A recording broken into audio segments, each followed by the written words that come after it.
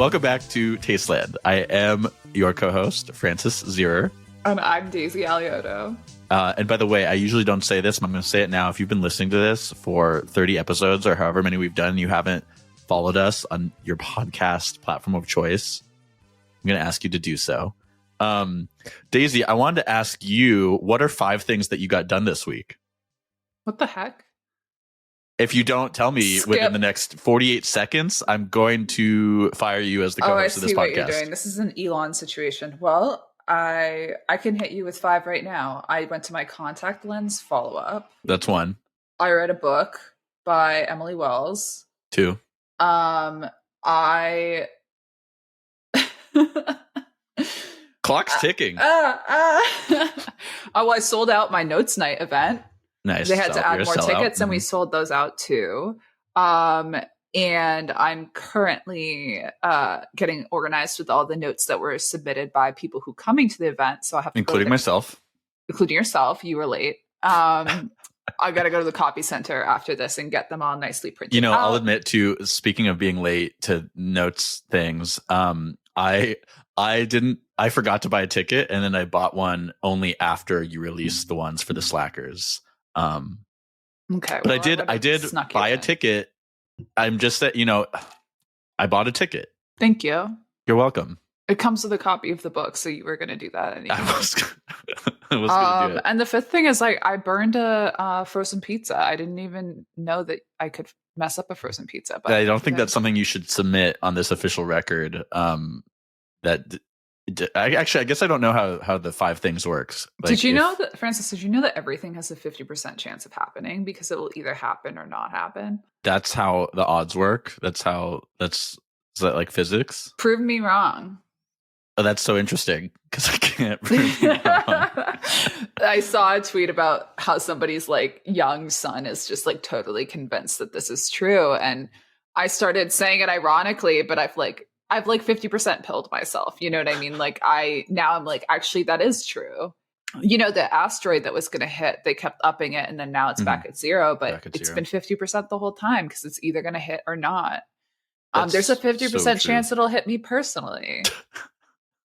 I wanted to talk about Art of the Steal. Last week when we were at the beginning of the episode, we were talking about the Barnes Foundation in Philadelphia. Yeah, and then former guest Mike Pepe chimed in your mentions. Yeah, it was in my mentions telling me to watch Art of the Steal, and I watched it. And it was good. It's 100 minutes or so. If you're interested in, the politics of the art world and big money, so-called charities, whatever, I would recommend it. It's fun.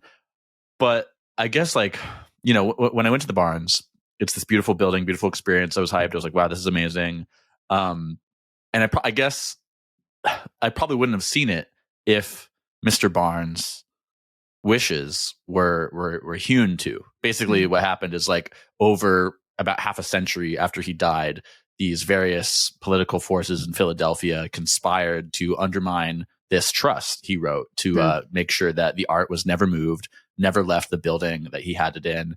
That's 5 miles in Marion, Pennsylvania, 5 miles outside of Philadelphia.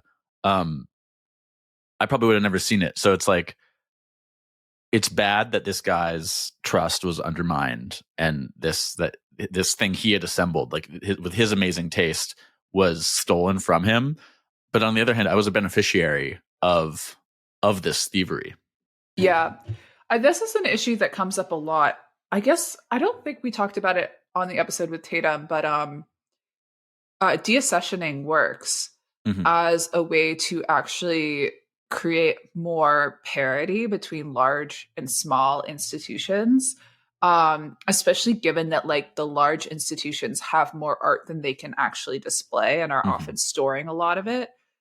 When works are bequeathed to a museum, oftentimes there's limits on whether they can sell off that work or move that work, but the ability to sell off that work allows it to circulate among smaller museums, so regional museums, or at the very least lend it out, and then B, generate revenue for the museum that can then go into programming or things making it free for everyone who's under 25. Yeah. And so it's like a really complicated issue because, you know, a lot of these donations are made with specific things in mind, and people are attached to art being in big collections. But like, why should one museum have like 20 Monets and only be able to display 5? And like people who live, you know, but that's the thing. In Columbus, Ohio, like, I mean, they actually, is there a nice museum in Columbus, Ohio? Cleveland has a beautiful museum, but you know, Columbus, Ohio, this is just a random example. Like, why shouldn't they have a Monet in their local museum as well? Well, see, here's the thing with the Barnes one. It's almost like the inverse of that, where he didn't want his art collection to be like acquired by the Philadelphia Museum of Art and then not presented in the way that he had like curated it. And because I think it's like he has like 108 or something Renoirs, right? And he didn't want them to be split up or sold to multiple museums. And it's all the better for the viewer to go there and go from room to room. And it's like this embarrassment of riches of 108 or however many Renoirs, and you can just look at all of them. Do you know there's people that really hate Renoir? There's a Renoir, I'm sure there are, but I can't Instagram. I don't think I'd ever seen one in person. You know, it was one of those like art history guys who I knew about, but it blew my mind. Like the first room you walk in, there's this amazing portrait of like this mother and her 2 or 3 kids and what seems to be like a maid or a nanny.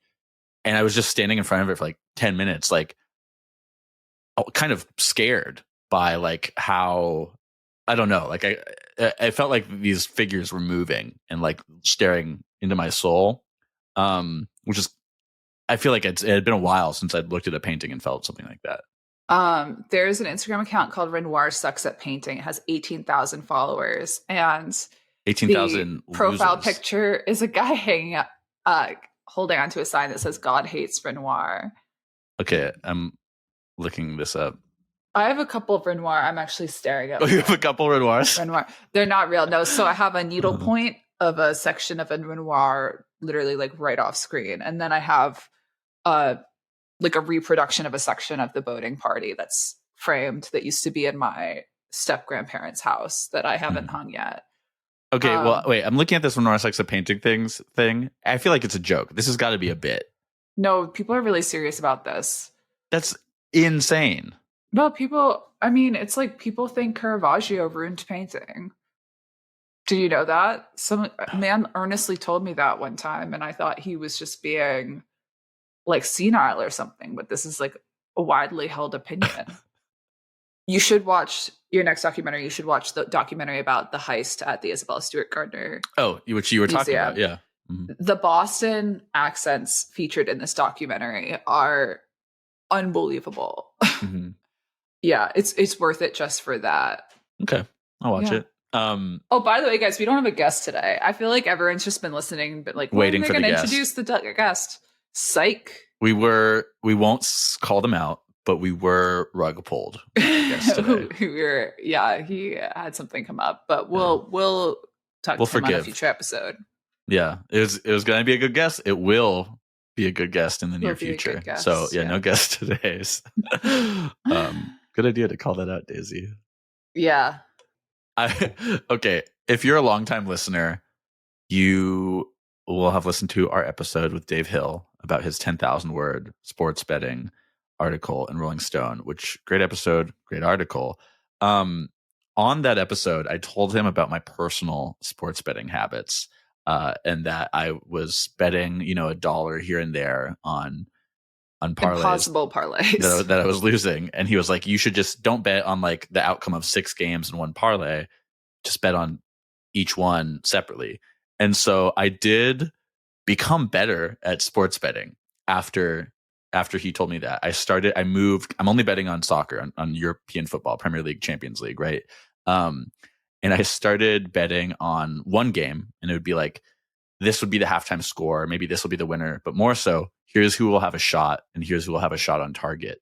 And I was almost destitute one day. I had about $5 left. I bet it all on parlay, and it hit for $60. And then I had another one, $5 hits for 60. I'm up to 180. I decided, I was like, okay, this match certain outcome. It was like a three-part parlay. I bet $100 and I lost. And I'm like, fuck, okay, I gotta win that back. And then I still had $50 left because, I built this up from like 5. And I won it back. And then a couple days later, I had like 200. Okay, this is getting too long, but I had like 200 in there, and I bet it all across 4 games, and I lost it all. And at that point, I had to quit because I'd shifted from like, okay, this is fun betting $1 here or there on the stupid parlay where I'm not going to win, to where now I was like thinking I knew what I was doing, and I'm like, okay, I can turn this $50. You got one-shotted by David Hill. I got one-shotted by David Hill. He taught a man to fish, but that you didn't. And I fell in the water. And you didn't need to know how to fish. You shouldn't be fishing to begin with. Yeah, I stopped sports betting. So I had a great time though for a week where I was winning, but yeah, I had to quit.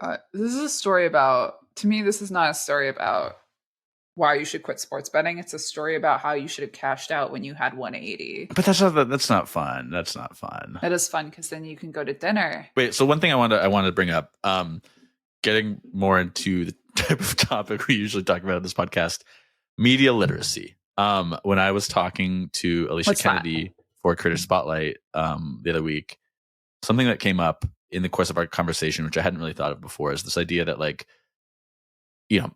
obviously plenty to say about media literacy maybe being lower than ever, but what hadn't occurred to me was that maybe a certain type of media literacy on the production side is higher than ever. So media consumption literacy perhaps lower than ever, but media literacy in terms of like producing video higher than ever. On the other hand, for example, the rates at which people can write cursive are lower than ever. So you could say that's kind of a media production literacy. But I had never really thought of media literacy in terms of production like that, only in terms of consumption. Yeah, it's interesting because like so many young people can edit and like jump cut their own TikToks. Exactly. Yeah. And I think that's like a big difference when sometimes people replying to the Creator Spotlight welcome emails who are like, on Instagram, we run ads on Instagram, so maybe it'll be people who come through there and they're like asking for advice on how to do Instagram, and I look at their accounts and it's like, oh, they don't understand that it's not about the content, it's about the form. And I think that is something that's kind of what this media literacy of production is it's about understanding the form, it's about understanding the rule, it's about understanding platform rules. So that's what the literacy is like what the Instagram algorithm expects and how people consume content on Instagram or, insert any other algorithm driven platform. But yeah. Yeah. I mean, these certain conventions arise and, like the convention of like showing the makeup by like holding your palm out and using your palm as almost like a flat blank surface so people can see the packaging better. Like, that sorts of thing arises organically. And so it's like, if you're going to do a makeup video, you are mimicking the production conventions and even like the manner of speaking of other people. But yeah, the ability to like critically assess the content or information contained within that form or conventions, like that's the thing that's really falling off. And in fact, the ability to like mirror those conventions, like, like the fake podcasts. Yes. Like this one. No, this is a real podcast. People who are just filming conversations with their friends like in studio. Yeah. And it's not really a podcast. Like that's the authority that the microphone in the shot in a vertical video it's the equivalent of like doing a broadsheet and passing it out on the street and sort of like or affirming the legitimacy of like something that looks like a newspaper. Well said. No, that's stupid. That was spoken like somebody who spends so much time online. That's spoken like somebody who understands the media literacy. But speaking of broadsheet and media literacy, I wanted to bring up something that I read this week in Columbia Journalism Review by Alyssa Court, who actually contributed to Dirt's collaboration with LitHub last year about this idea of the middle-class writer and whether there is such a thing as a middle-class writer. But she just wrote an op-ed for CJR called America Needs a Working Class Media. And And Alyssa is the executive director of the Economic Hardship Reporting Project, which is a nonprofit that I believe they give journalists grants to work on issues pertaining to economic hardship and the working class. And it was created with Barbara Ehrenreich, who obviously through Nickel and Dimed really like was a pioneer in covering the issues of the working class and like working poor in this very immersive way. So in this op-ed, Alyssa's making an argument for reporting on issues like healthcare and real estate that are not, it's not written from like the default point of view of capital. So she writes, healthcare reporting would be conducted by those who have experienced medical debt, labor reporting that represents workers not as mute sufferers, but as true experts, and housing that is considered from the perspective of the renter, not the landlord or developer. And she gives a few examples of like how working class media could be supported, like things that have come up a lot on this podcast in like our conversation with the worker owned media collectives and like conversations that you've had through Creator Spotlight, that like some of this could be done through collectives, grants, philanthropy, the usual suspects. But she also argues that media unions have a crucial role to play because if they win strong contracts, then they can do a better job protecting working class journalists from getting pushed out of the industry. And those working class journalists are in a better position to report on these issues. Yeah. But also like unions can produce, like labor unions can produce media. There are unions that have their own, publications.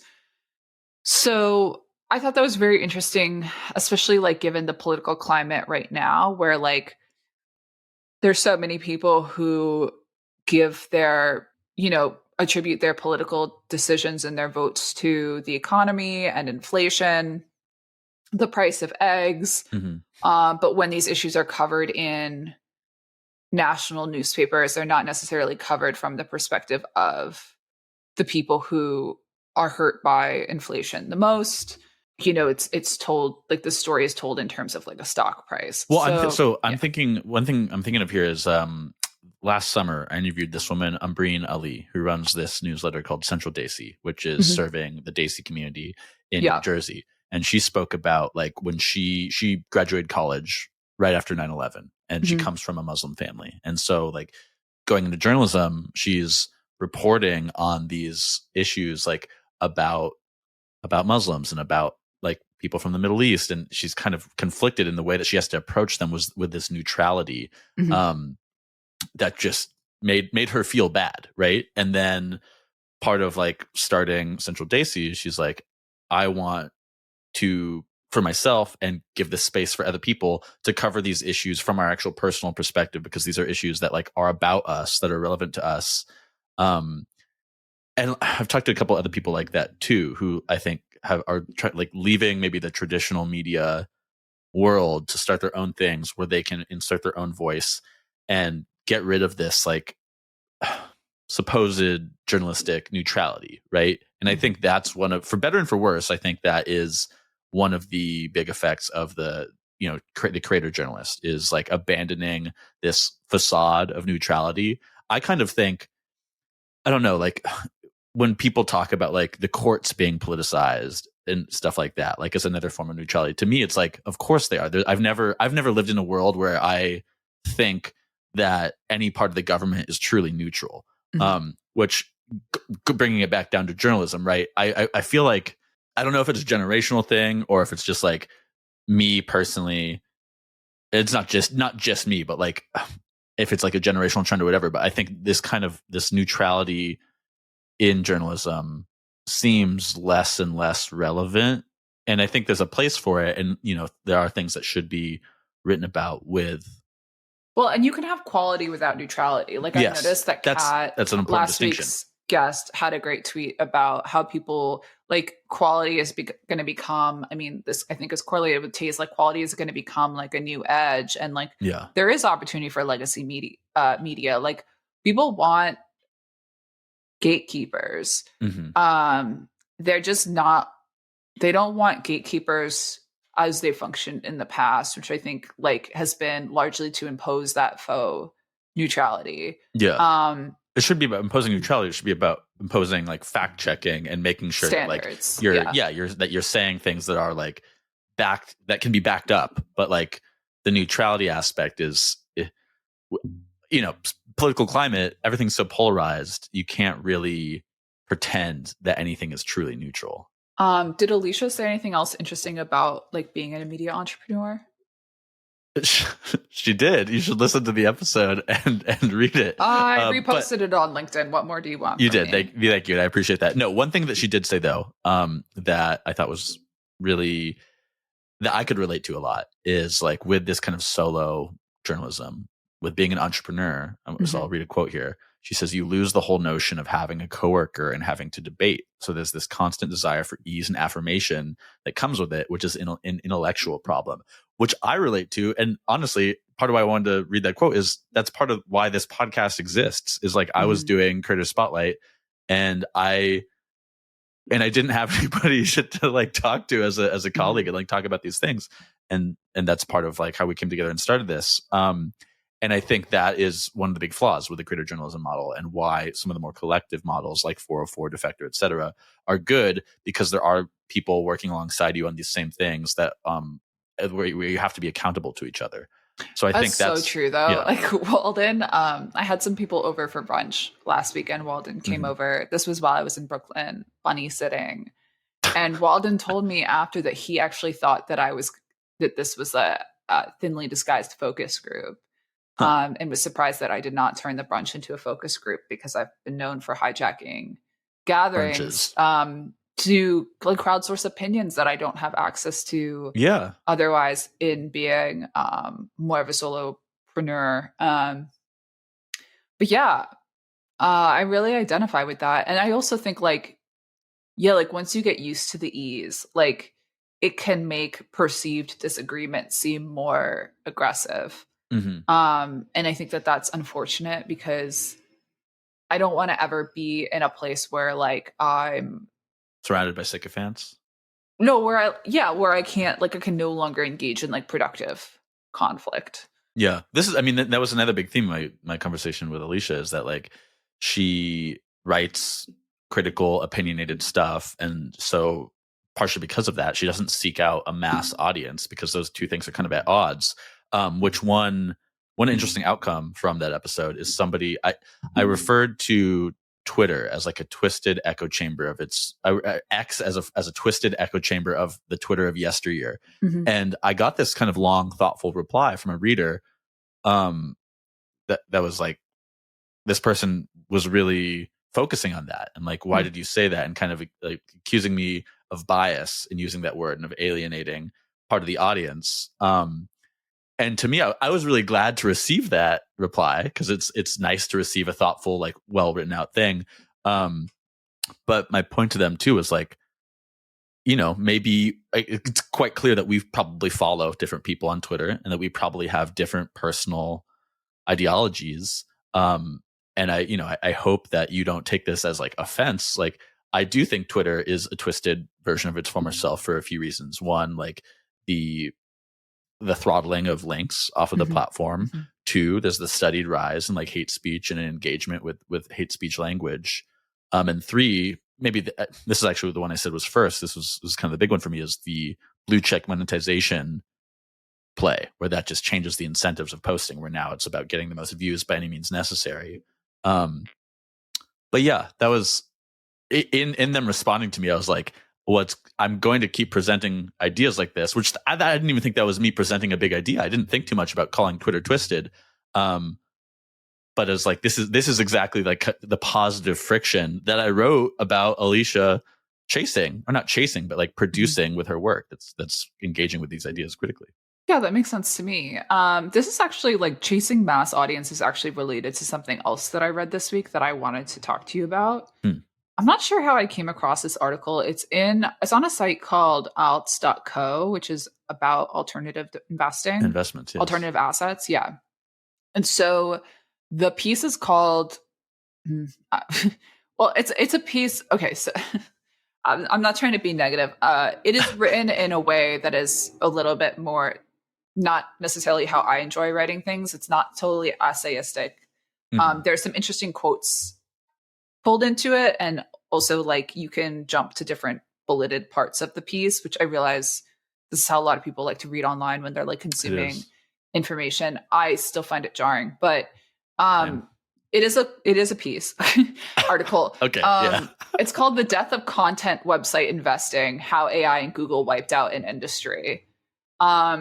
So it says, there's a quote: "Content websites were the wild west of alternative investing. Savvy entrepreneurs and investors could create very lucrative passive income streams with what were ultimately some pretty simple strategies.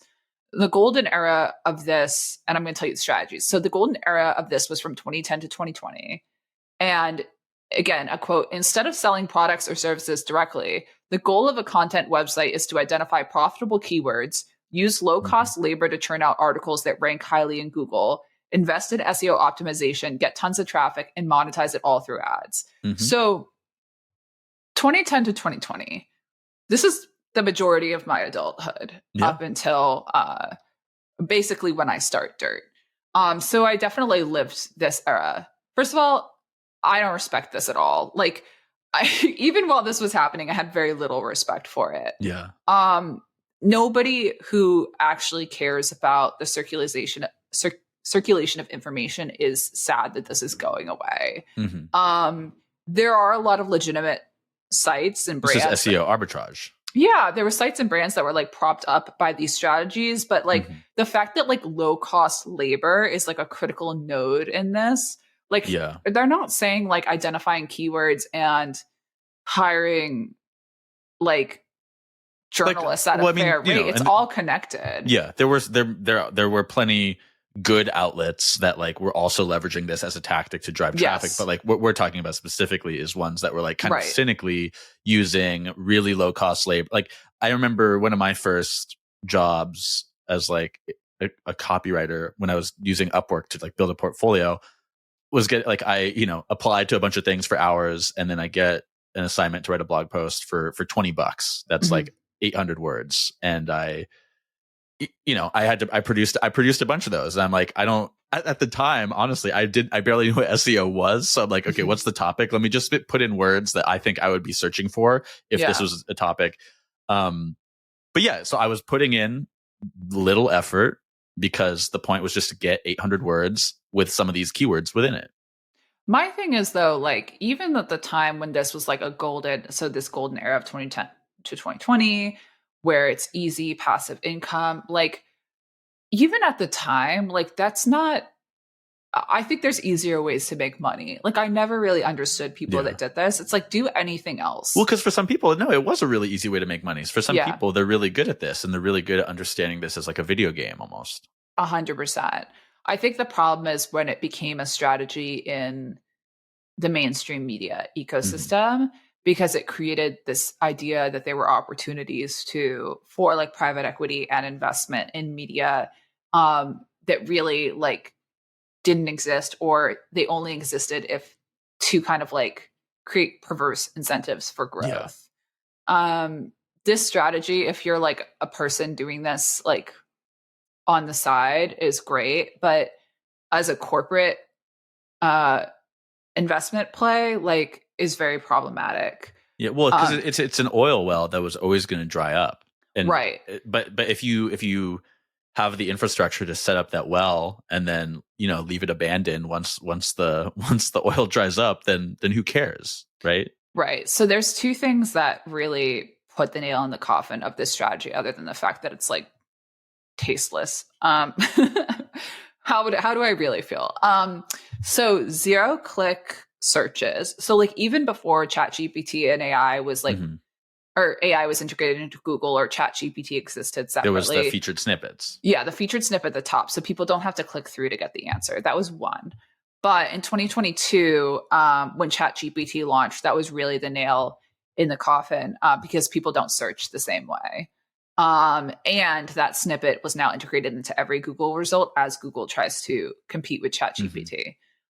So that at the very end, they sort of say like they talk to people. They actually talked to Brian Morrissey Richard Patey, okay, what are you guys investing in instead? Or what would you invest in instead? And they say, Richard says he's pivoting to AI agents, digital agencies, and then they mention niche newsletters and online communities. Fucking duh. Like, yes. I mean, and also like niche newsletters and online communities that existed at the same era as this golden age of content site investing, those are still going. Yeah. Or a lot of them are still going if they didn't get like go over their front wheels and like taking VC. But it's just funny to hear things framed this way that like you and I just like intuitively know. And we know because it's like been part of our experience. But I thought this was like very interesting. Another point of view on the zeitgeist that we don't necessarily get. Because it's really talking about like the pure numbers, the loss of the investment value rather than like the cultural situation. Yeah. Which is interesting too, because I feel like looking at what you've written here, what you just said, like AI agents versus niche newsletters, online communities. The AI agents are still the labor arbitrage, and that's what you're investing in there. Whereas the niche newsletter is less the labor arbitrage than it is like the thing that requires higher touch cultural production, that requires the taste and curation and the decision making. Not that the AI labor isn't decision making based, but like that's about people who again understand how to use these tools to exploit systems and like create systems of. And you don't have to go through Google to get there, but like you know, as we know, we love our Beehive ecosystem, but there are people using Beehive to do newsletter investing in the same way people are doing SEO-friendly web page investing. And it's very different. I don't view newsletters as an investment. I view it as like a vehicle for culture. And I think those two strategies can coexist, or two ways of being can coexist. The problem is like when they get mixed up together. When in fact they're entirely different products that just happen to be using the same delivery medium. Exactly.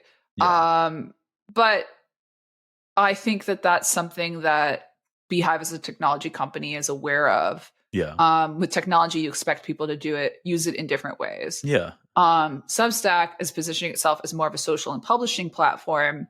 When people use it in vastly different ways, then it's complicated because it's not, the platform isn't just a technology, it's a social, like it's a social network. To me, Substack is Patreon plus social media that happens to have long form posting. That's what I think it is. And it's funny there because I'll go on there to read Substack notes every now and again just to like see what the conversation is. And I did that this morning.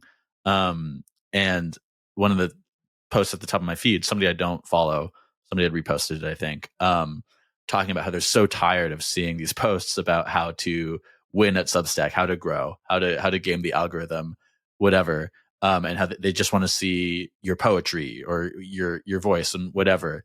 And this is the divide I often talk about in Creative Spotlight: the creator to business or the creative to business person spectrum in the creator economy, at which the center of which is the creator or the entrepreneur. And I treat those two as synonymous in this case. And again, it's like this is true of any platform, I would say, is like it starts maybe with people who are coming at it from the creative perspective. And here is a medium for creative expression. And then very quickly, people who understand, who are more the systems minds and the business minds come in and start gaming it. And then people who are kind of just on there to make stuff and share it, they get kind of caught up in it. And ultimately the people who understand like the gamification side of it, who understand the systems, who understand how to exploit the systems, end up dominating the platforms.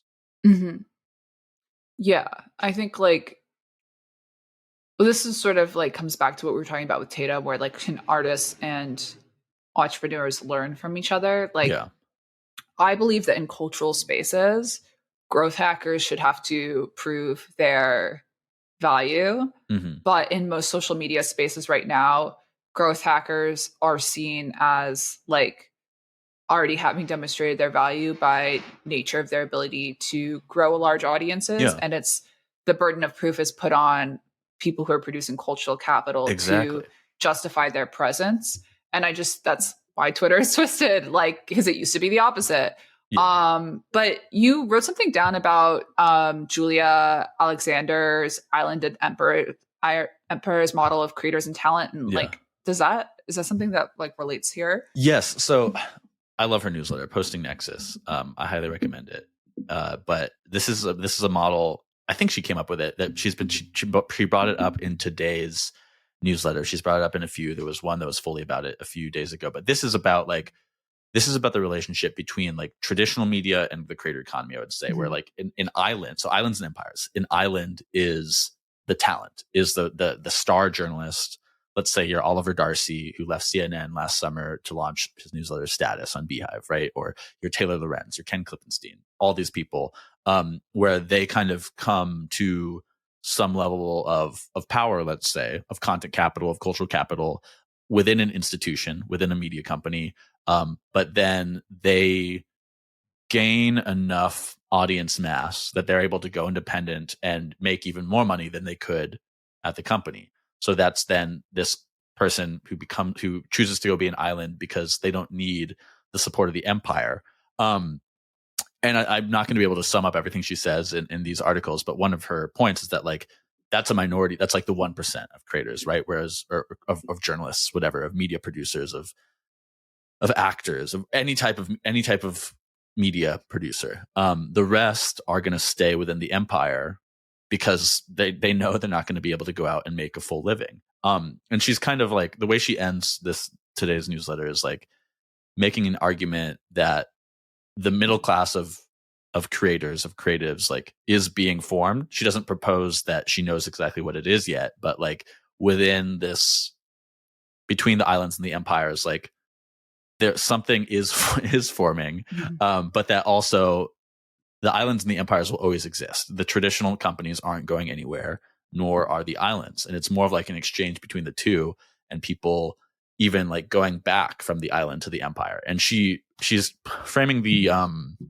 empire as could be a media company, could be a platform. Like she uses the example of Carla Lally Music, the former Bon Appetit star who, was a writer for them and then a big part of their video program. Then when that all fell apart like 5 years ago, she left. And then she had a great post on Substack a few days ago, or like a week or two ago, talking about how for the past few years she's been trying to make it on YouTube, and she was spending so much money. She was like spending $14,000 a month on YouTube and generally losing most of that. She would make like 8,000 back per month, and how it just wasn't sustainable. And now the argument there is that like she tried the island thing, and now maybe she's going back into maybe trying the Substack game as part of that platform empire. I'll stop there, but I recommend reading Julia Alexander's Posting Nexus. It's a great newsletter. One last thing that I was hoping to talk about is Magdalene Taylor is somebody who I think has done a pretty good job carving out her niche, and she also moves between freelancing for institutions like GQ and publishing stuff on her own Substack. So I think she's like a pretty good example of this. She wrote a piece called The Future Childless Cat Guys. And she identifies like two demographics that make up the widest proportion of single people. So there's women over the age of 65 who have been historically like considered like the childless cat ladies. And there's sort of like a political, your so-called spinsters. Yeah, they're like a little bit of a political Babadook in that regard. And then 39% of 39% of women over the age of 65 are single. And she also qualifies this, like some of them could be widowed, etc. And then men under 29, 63% of men under 29 are single, which is up from 50% in 2019. And so that's she's huge. Saying that like this icon of childless solitude may no longer be a woman, and in a few decades it could become these young men.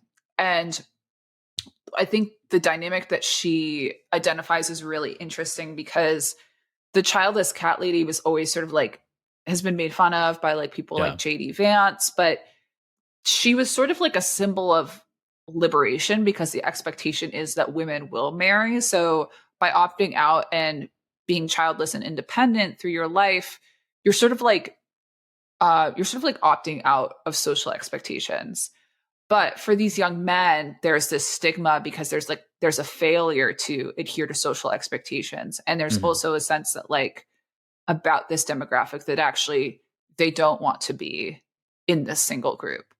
I think it could be a bit of an oversimplification because I'm sure there's plenty of women who would have liked to be married that didn't get married, who form their own communities and eventually find empowerment in their situation. But the problem with these young men is that they're not very good at that yet. Yeah. These single young men are not great at forming communities and supporting each other. They're not in knitting circles. They're not bringing food to each other when they're sick. Even historically, it's always been that like men, once they get to like 30, how many friends they have drop, and how much time they're spending socially drops dramatically. Right. And there's a sense that like that, you know, with childless cat ladies, it's like for them, it sort of just happened. For these men, it's going to just sort of happen that a lot of them will stay single. So she says the childless cat men will become such as a matter of ease. They are not defying expectations, but existing exactly according to the structural isolation and enemy society is bending toward. So I guess, and like the thing I think that makes it difficult to talk about male loneliness is women are expected to change to make society healthier. But when male loneliness is talked about, it's talked about, well, how can society change so that these like men are no longer lonely, not how these men can change. Yeah. And what I like about like, this is a thread that runs through like everything Magdalene writes about conflict between the genders, that it's actually the truth is like in the middle, right? But what she's saying here is like, this is an inevitability. Like this cohort is going to exist. So rather like whether they become, you know, politically engaged, you know, a new form of community, a new source of sort of like civic duty and part of the social fabric, which theoretically they could. It's like, wow, more time to volunteer, more time to coach soccer, you know, more time to like go out and hike the Appalachian Trail. Or more time to play Fortnite or right, or more time to play Fortnite, get radicalized, be angry at women, you know, engage in the incel movement. So yeah, I think this is something interesting. Too much. I don't know enough about the recent German elections on Sunday to say so much about them. But another thing I saw is the AfD, which is the far right party there, and then Die Linke, the left, the far left party there, both saw rises this election as opposed to the last election, and it was a more dramatic in pure numbers rise for the AfD, but it was a higher percentage rise for Die Linke. And specifically too, these were split among gender lines. So there's like, I'm looking at this graphic of especially for young men and women from 18 to 29 years old, their turnout for each party split by gender as opposed to the average. And for women, insanely like big swing to the left, and it's like it's at like about 3 times more of a swing to the left for women than the swing to the right for men. And this is in Tomas Puyo's newsletter Uncharted Territory. He kind of made this argument, this is why I thought of it, that basically this as he puts it, radicalization in general isn't good. Radicalization of one gender is even worse. Can't be good for either men or women. Politics might become gendered. The dating market will suffer tremendously. More incels, both men and women. Women dropping from the market altogether. Later marriages, fewer children, more IVF. And some people will take advantage of this market imbalance with trad wives or men posing as more progressive than they actually are. But those are his predictions here, whatever. But like, I thought it was fascinating that, not necessarily surprising to me, but that there was this huge swing to the left for young German women and a significant but less huge swing to the right for young German men. That's so interesting. I would be interested to see, or have you seen like a breakdown of gender for the government workers that are losing their jobs? No. Because I think that would be really interesting to see. I mean, I'm sure we'll see that once the dust has settled in like 6 Well, months. and thinking about like these young men and like finding a sense of purpose outside of family, I'm like, I can't help but think I was like on the, Metro North, coming along the As you do. river, like, I engage with like public infrastructure in this way so intimately, but not just like on the subway, but also the way that it fits into the landscape of upstate, the Hudson Valley, the fact that these trails had to be cleared and kept clear. Like, we need a federal jobs program for the working class to protect American infrastructure. And like, it's all of these like cuts to the white collar DC jobs are like largely performative when like people, and I think that like the tide is turning, people are realizing like, at the end of the day, like, we do not draw as much satisfaction from seeing our enemy vanquished than we do getting something for ourselves. Yeah. Maybe in the short term, there is this like bump of like the emotional resonance of like spite. But if it's not followed by like something for me, what's the point? Yeah. And I think it just makes you feel worse. It makes you feel worse. And I think that there should be good, meaningful jobs for men and women working for the US government, like making sure bridges aren't collapsing. And I agree. I think that, should expanding be like, our railroads. Instead of like there just being the government option of like going to the military when you're 18 and get scholarships through that. I used to joke that like everybody should have to like work at a restaurant and like go through the service industry or whatever. But more seriously, it's like there should be these programs to like clearing trails in national parks or building maintaining roads, whatever it is, like. But then we'd be a socialist country. Knocked out of the white collar workforce as well. There's like, that's true. There are people who are downloadedly mobile. I mean, this is the AI panic, right? Yeah, exactly. Wait here. I don't know if this is just like my like, generations of Catholic cultural heritage, or if it's like growing up on a farm watching my parents work every day or what. But like, I think that there is inherent good in working and in labor. And like, I like to work. I like to stay busy. I'm thinking of the book I'm reading another Jean Giono. This one's called like On the Road or something like that. And this main character is like, he's a drifter, but he always likes to be working. He likes to be staying busy. And then the other character, the artist, is this like cheating, gambling guy who's always getting beaten up for cheating people and stuff. But the main character is like, he likes to be busy. He likes to be moving around. And I relate to that so much. Like I like to be working. When I'm not working, I'm depressed. A long way of saying, besides my own personal hangups or neuroses here, is like, I think that it is purely good to work. And that is one of my worries about like whatever AI panic and loss of labor through AI is like, then where does that drive people? Does it drive people to just more content creation as labor and like laboring for these platforms? Does it just drive people to low cost gig economy labor, like delivering packages for Amazon?